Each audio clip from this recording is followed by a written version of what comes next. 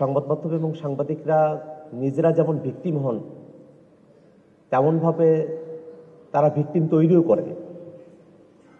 এই কারণে গত 15 বছরে সাংবাদিকতার যে ভূমিকা, সেটাকে খুব সরলরৈখিকভাবে ব্যাখ্যা করাটা কঠিন হয়ে পড়ে।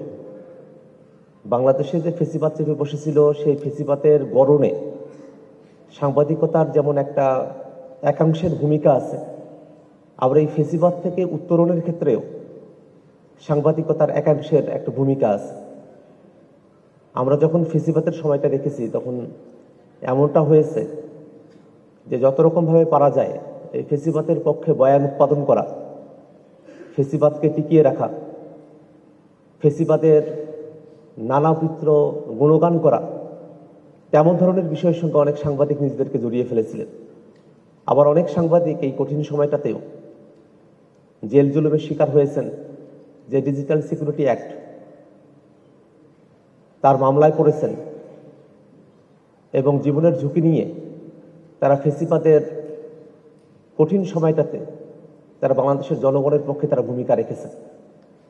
তো এই কারণে সংবাদ মাধ্যমকে নিয়ে কথা বলতে গেলে সংবাদ মাধ্যমকে এক দৃষ্টিকোণ থেকে দেখার একটা বড় ধরনের অসুবিধা আছে।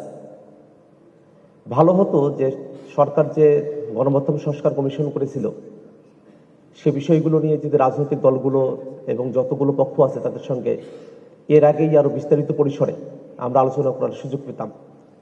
ঐকমত্য কমিশনে রাষ্ট্র কাঠামোর বিষয় নিয়ে আমরা অনেকগুলো বিষয়ে আমরা কথাবার্তা বলেছি, কিন্তু রাষ্ট্রটাকে যারা দেখেন, দেখে শুনে রাখেন, সেই গণমাধ্যম তাদের সংকটগুলো কি, সেই বিষয়টা নিয়ে কিন্তু আমরা সেখানে কথা বলতে পারিনি। পারতপক্ষে আজকেই প্রথম এমন একটা ফরমাল আয়োজনে আমি আমার দলের পক্ষ থেকে কিছু কথা বলার জন্য এখানে উপস্থিত হয়েছি।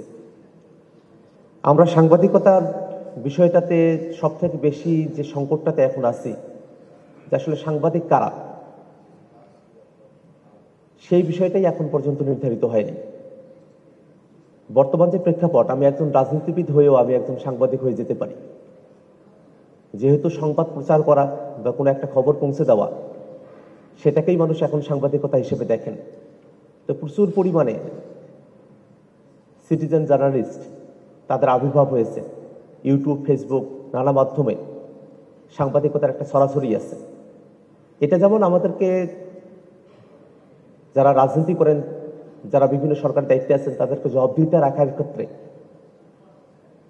তাদেরকে সুন্দর একটা জায়গায় রাখার ক্ষেত্রে ভূমিকা রেখেছে, তেমনইভাবে এক ধরনের সাংবাদিকতার জায়গায় বিশৃঙ্খলার জায়গা তৈরি করেছে। যারা পেশাগত সাংবাদিকতা করেন এবং যারা সাংবাদিকতার উপরে পড়াশোনা করেছেন, ট্রেনিং নিয়েছেন, সেই সব পেশাগত সাংবাদিকদের সঙ্গে একে সাধারণভাবে যারা সাংবাদিক হয়ে উঠেছেন, তাদের কার্যপরিধি, তাদের কাজের জায়গা এবং মর্যাদাগত জায়গায় একটা বড় ধরনের গ্যাপের জায়গা তৈরি হয়েছে। সে কারণে আমরা জাতীয় নাগরিক পার্টি আমরা মনে করি যে ডাক্তার হওয়ার জন্যে যেমন এক ধরনের পরীক্ষার মধ্য দিয়ে যেতে হয় এবং একটা লাইসেন্স প্রাপ্তির ব্যাপার থাকে, যারা লয়ার হন তাদের জন্য বার কাউন্সিল যেমন করে আছে, সে বার কাউন্সিলে পরীক্ষা দিয়ে, ভাইভা দিয়ে সেটা উত্তীর্ণ হওয়ার পরে তারপরেই তারা ক্লায়েন্ট ধরতে পারেন, আইনজীবী হিসেবে তারা তাদের কার্যভার গ্রহণ করতে পারেন। তেমনিভাবে সাংবাদিকদের জন্যও আসলে কারা সাংবাদিক হলেন, সংবাদকর্মী হলেন, সেটার একটা সুনির্দিষ্ট জায়গা থাকা দরকার, একটা বডি থাকা দরকার, যেখানে সাংবাদিকতার যে মানদণ্ডগুলো আছে সেটার পরীক্ষা নিরীক্ষার পরেই সেই বডিটা কারা সাংবাদিক হিসেবে কাজ করবেন না করবেন সেটা একটা লাইসেন্স দিবেন বা সেই জায়গাটাকে তারা সুনির্দিষ্ট করবেন। একটা পেশাগত জায়গা থেকে সাংবাদিকদেরকে একই ছাতার নিচে নিয়ে আসার একটা উদ্যোগ গ্রহণ করা আমাদের জন্য খুবই জরুরি হয়ে দাঁড়িয়েছে। আমরা সাংবাদিকতার কথা যখন বলি, সাংবাদিকদের একটা বড় সংকট হলো তাদের সম্মানী, পারিশ্রমিক এবং জীবনের সংকট, নিরাপত্তাহীনতা। এটা সময়ে সময়ে আমরা এটা দেখেছি যে আমাদের যারা সাংবাদিকেরা আছেন, একেবারে প্রান্তিক পর্যায়ে যেসব সাংবাদিকেরা আছেন, আমরা যদি জেলা শহর বা উপজেলা শহরের সাংবাদিকদের দিকে তাকাই, তাদের আসলে সুনির্দিষ্ট কোনো বেতন কাঠামো নাই। তারা মাস শেষে তারা বেতনটাও পান না। তো তাদেরকে নির্ভরশীল হয়ে থাকতে হয়, মুখাপেক্ষী হয়ে থাকতে হয়। এই যে মুখাপেক্ষী হয়ে থাকাটা, সেটাও কিন্তু স্বাধীন সাংবাদিকতার ক্ষেত্রে একটা ব্যাঘাত তৈরি করে। যদি জেলা পর্যায়ের কোনো সাংবাদিককে কোনো রাজনৈতিক নেতার কাছে অথবা কোনো প্রতিষ্ঠানের কাছে মুখাপেক্ষী থেকে তার জীবন চালাতে হয়, তাহলে সংবাদ প্রকাশের সময়টাতেও তাকে কিন্তু সেই রাজনৈতিক দল বা নেতা বা সেই যে প্রতিষ্ঠান, তাদের মতো করে সংবাদ পরিবেশনের এক ধরনের মনস্তাত্ত্বিক চাপের মধ্য দিয়ে তাদেরকে যেতে হয়। তো সেই জায়গাটাতে একটা পরিবর্তন দরকার।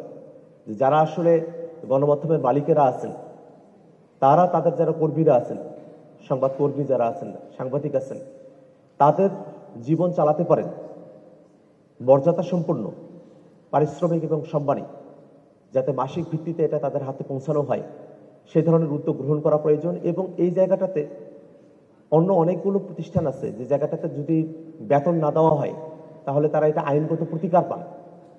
কিন্তু আমাদের সাংবাদিক বন্ধুরা তারা যদি বেতন না পান, তাহলে তাদের কত আইনগত কোনো প্রতিকারের জায়গা নেই। তো আমরা জাতীয় নাগরিক পার্টি মনে করি যে আমাদের সাংবাদিক বন্ধুগণ তাদের যে বেতন কাঠামো, সেটা থেকে যদি তারা বঞ্চিত হন, তাহলে তারা আইনগত উপায় একটা প্রতিকার তারা পাবেন, সে ধরনের ব্যবস্থা করার দিকে আমাদেরকে যেতে হবে।